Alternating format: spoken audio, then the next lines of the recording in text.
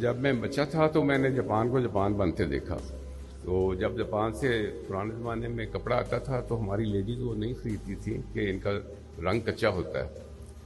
پھر جاپان نے کیا کیا کہ وہ دنیا کا سب سے بڑا ایکسپورٹر بن گیا, اور انہوں نے کس چیز میں انویسٹمنٹ کی, وہ جنرلی ریورس انجینئرنگ تھی.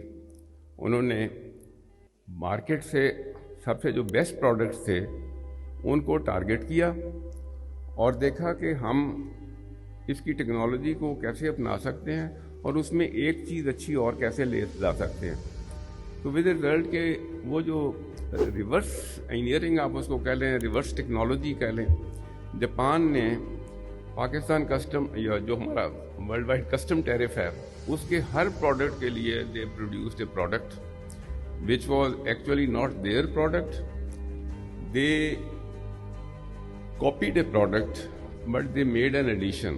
ان کا جو بھی ریسرچ اور جو لوکل ان کا اس وقت انٹیلیجنسیا تھا یا یونیورسٹیز تھیں یا ریسرچ انسٹیٹیوٹس تھے, انہوں نے ان پروڈکٹس کو امپروو کر کے مارکیٹ لانے میں کیا رول ادا کیا کہ دے امپروو دا کوالٹی یا کچھ فیچرز اس میں اچھے بلڈ کر دیے یا اس کی کاسٹ آف پروڈکشن کو نیچے لے آئے.